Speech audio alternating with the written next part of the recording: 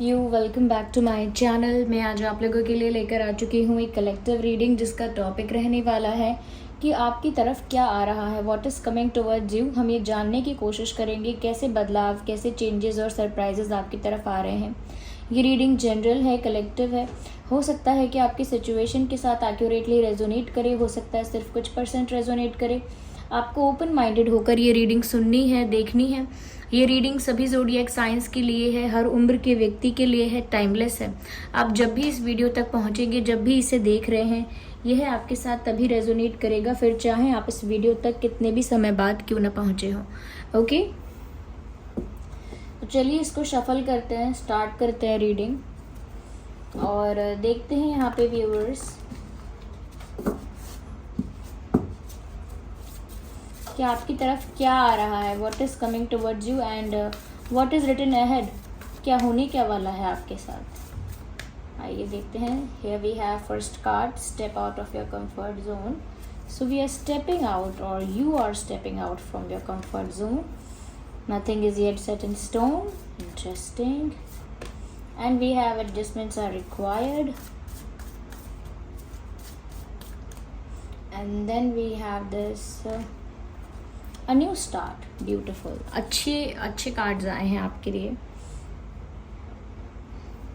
Even if it is a change, it is a beautiful change I would say, but with some if and buts.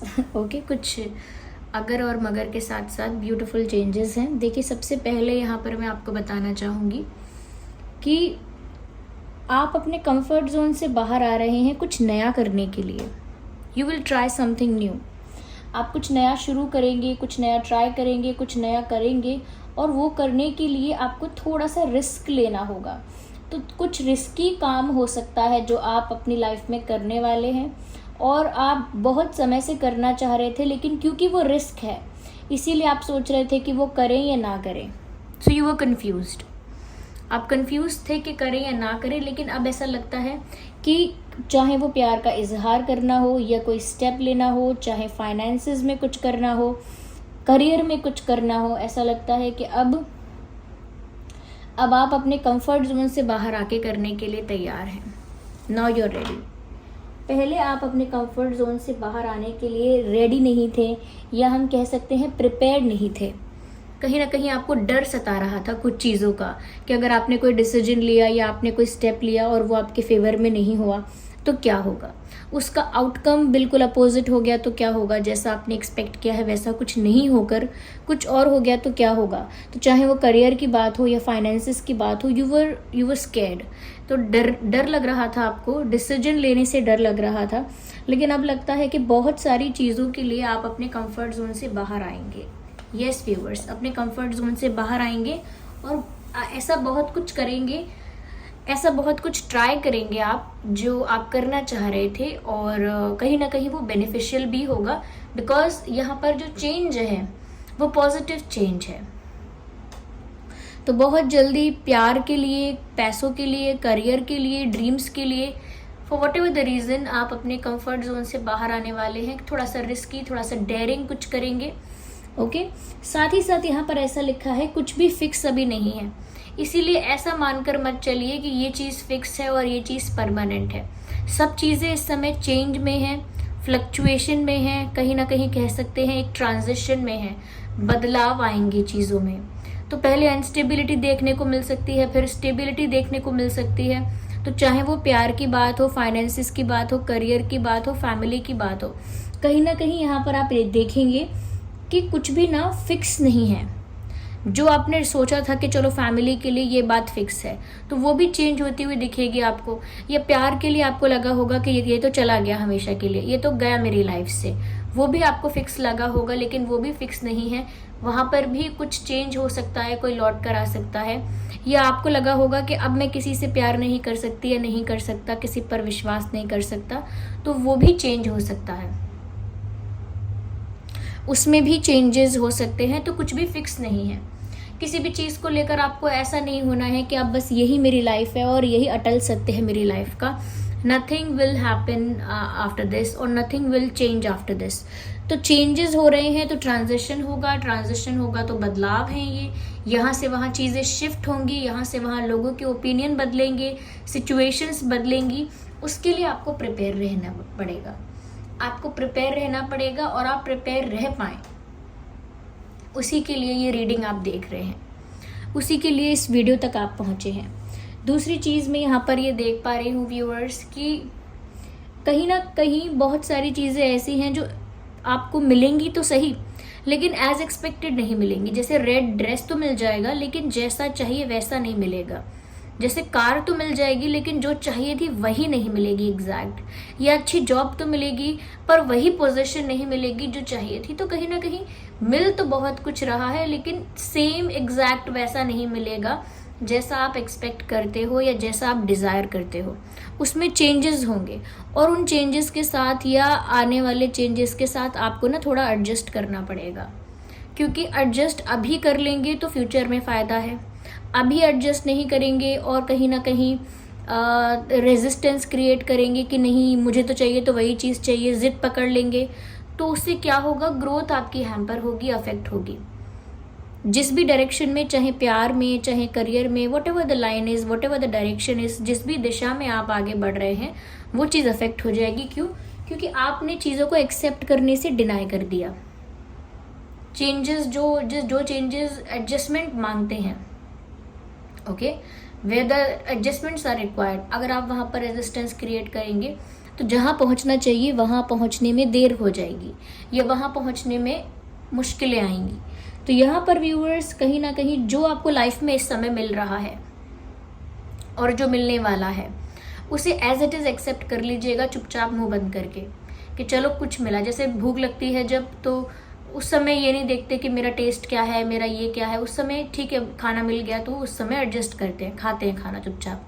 तो वैसे ही यहाँ पर आपको ना थोड़ा सा एडजस्ट करना पड़ेगा। बिल्कुल एग्जैक्ट वही चीज़ ना मिले तो एडजस्ट करिए, ज़िद्दी होकर नहीं चलेगा।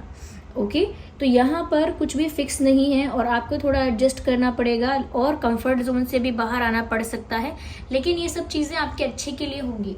इसमें कुछ भी ऐसा नहीं है जिसका नेगेटिव इन्फ्लुएंस होगा आपकी लाइफ पर या नेगेटिव आउटकम होगा, ऐसा कुछ नहीं होगा।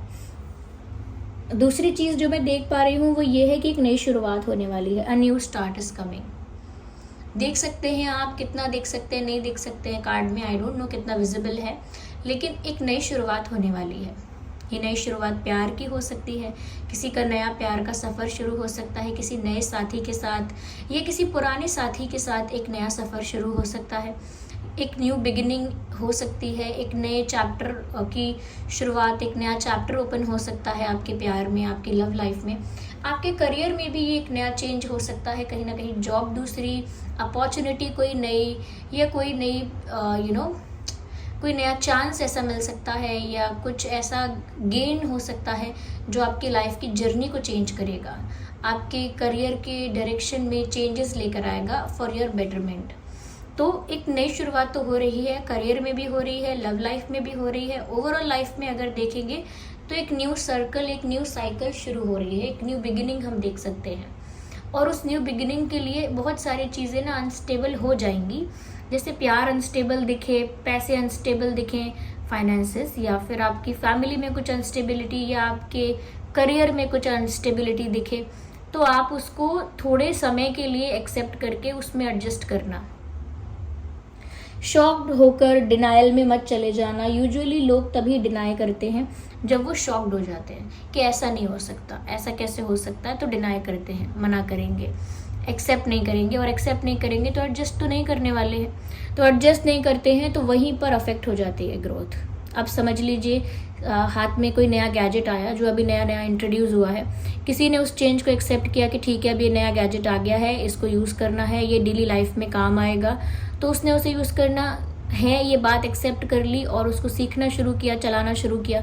और एक इंसान है जो थोड़ा सरप्राइज्ड हो गया कि अरे नया गैजेट मुझे नहीं चलाना, पुराने वाले गैजेट के फीचर्स और टेक्नोलॉजी अच्छी थी, मुझे आगे में शिफ्ट नहीं करना, मुझे न्यू नहीं चाहिए, मुझे ये अचानक से पसंद नहीं आया, पहला वाला ही कंफर्टेबल था। तो कंफर्ट जोन से बाहर आना पड़ेगा और आपको सीखना पड़ेगा, क्योंकि दूसरा इंसान तो सीखेगा, दूसरा इंसान तो यूटिलाइज करेगा। आप जितना लेट स्टार्ट करेंगे उतना आप लेट डेस्टिनेशन तक पहुंचेंगे या उतना लेट आपकी ग्रोथ होगी। You understand? जैसे रेस शुरू हो चुकी है, विसिल बज गई है, अब जिसने दौड़ना शुरू कर दिया है और जो अभी शूलेस बांध रहा है, दोनों में डेस्टिनेशन में जो लेट पहुंचेगा वही हारेगा। तो आई एम नॉट सेइंग कि यहाँ हार और जीत है कुछ, but I am just saying कि आपको थोड़ा प्रिपेयर भी रहना है एडजस्टमेंट के लिए भी। ऐसा नहीं है कि adjustment is something bad, okay? कोई बुरी चीज़ नहीं है। आइए आगे देखते हैं कि आपके एंसेस्टर्स जो हैं, व्यूअर्स, आपके जो पितर हैं, एंसेस्टर्स हैं, वो आपको क्या गाइड कर रहे हैं फॉर द अपकमिंग सिचुएशन और for what ever is coming ahead. जो भी आगे आने वाला है उसके लिए आपको क्या गाइड कर रहे हैं, आइए देखते हैं। बी पेशेंट, बी काम, ओके?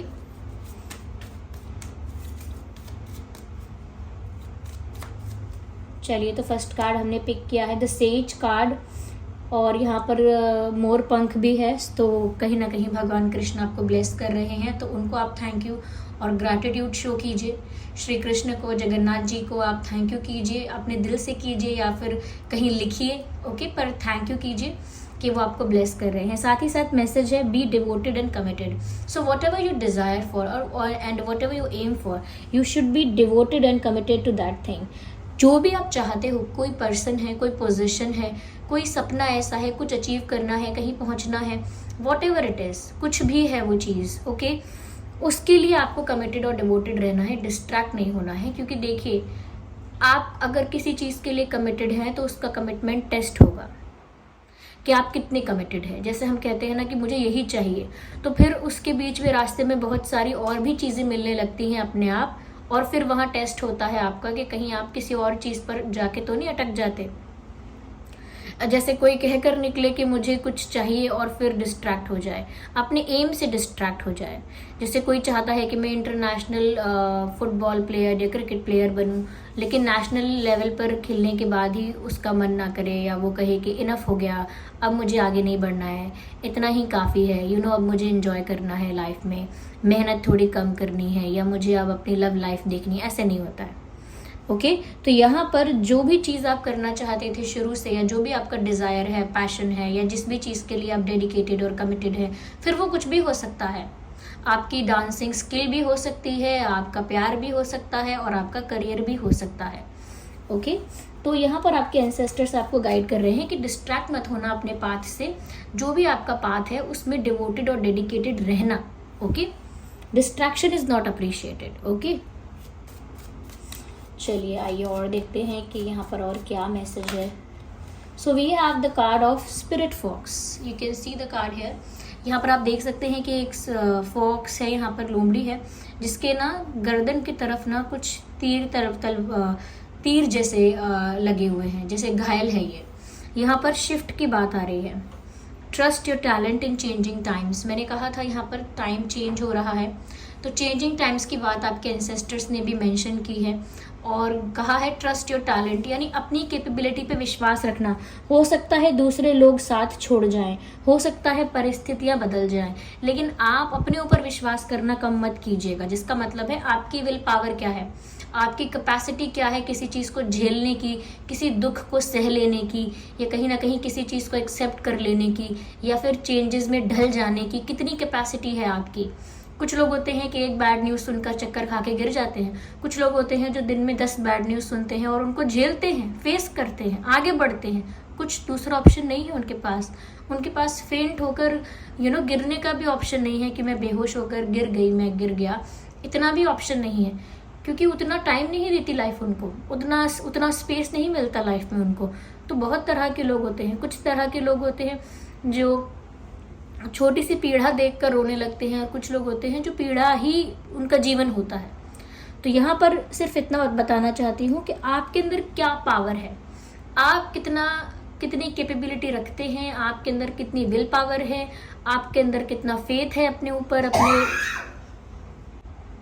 आपके अंदर कितना फेथ है अपने ऊपर, ये कितना कॉन्फिडेंस है, कितना ट्रस्ट है खुद पर, अपनी कैपेबिलिटीज़ पर, वो चीज़ें मैटर करेंगी। क्योंकि अंत में क्या होगा, सिचुएशन चेंज हो जाएगी कि अरे परिस्थिति बदल गई, मैंने सोचा था ऐसा ऐसा हो जाएगा, फिर ऐसा हो जाएगा, लेकिन ऐसा तो हुआ नहीं।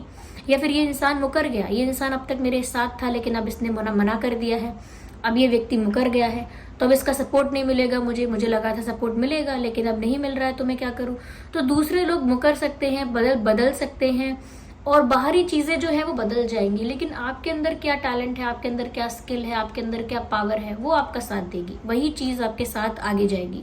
तो अपने ऊपर विश्वास रखें, अपनी शक्तियों पर विश्वास रखें। बाकी जो चीजें बदलती हैं उन्हें बदलने दें, उनसे अपने आप को हिलने मत दीजिएगा, ठीक है? आइए और देखते हैं।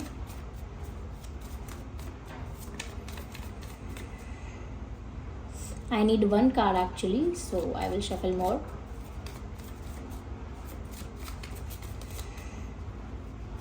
So here we have this one card. Medicine Guardian, beautiful card, the Medicine Guardian card. Be open to the healing information. कहीं ना कहीं किसी चीज़ को लेकर अगर आप हार्ट ब्रोकन थे या हर्ट थे, तो आपकी हीलिंग स्टार्ट हो चुकी है या होने वाली है, और उस हीलिंग के लिए आप ओपन अप रहिए। अगर कोई घाव है, दिल पर कोई घाव है, जिंदगी में कोई घाव है, तो वो भरने वाला है, और स्पिरिट्स और आपके गार्जियन एंजल्स जो हैं, आपके एंसेस्टर स्पिरिट्स जो हैं, वो उस घाव को भरने में आपकी मदद करेंगे। लेकिन आपको भी उतना ही कोऑपरेटिव होना पड़ेगा। जैसे डॉक्टर उसी का इलाज कर सकता है जो इलाज कराने डॉक्टर के पास एटलीस्ट जाएगा, ओके? या कह सकते हैं कि मैच वही जीत सकता है एटलीस्ट जो खेलने जा रहा है, ओके? जो पार्टिसिपेट नहीं कर रहा वो कैसे जीतेगा? तो ऐसे ही अगर हील होना है तो कहीं ना कहीं खुद की तरफ से भी एक विलिंगनेस होनी चाहिए कि हाँ, मुझे हील होना है, मुझे ट्रॉमा से बाहर आना है, या मुझे उस बैड मेमोरी को रिलीज करना है। तो कहीं ना कहीं अपने अंदर भी वो विल पावर होनी चाहिए कि हाँ, मुझे इन सब चीज़ों से रिकवर होना है। तो वो विल पावर रखिए और ओपन अप रहिए हीलिंग इन्फॉर्मेशन के लिए। एक और कार्ड पॉप आउट हुआ है जो कि नाइट का कार्ड है, बहुत ही अच्छा कार्ड है। Be brave and honest. देखिए, किसी से डरने की ज़रूरत नहीं है आपको, किसी चीज़ से, किसी बात से डरने की ज़रूरत नहीं है आपको, सिर्फ अगर आप ऑनेस्ट हैं तो। अगर आप ऑनेस्ट हैं अपने साथ, अपने आसपास वालों के साथ, आई मीन दूसरों के साथ, तो आपको किसी चीज़ से खतरा नहीं है, किसी चीज़ से डर नहीं है, कोई आपका बाल बांका नहीं कर पाएगा, विच मीन्स कोई आपको छू तक नहीं पाएगा, कोई आपको ज़रा सा भी अफेक्ट नहीं कर पाएगा अगर आप अपने साथ और दूसरों के साथ ऑनेस्ट हैं और ब्रेव हैं।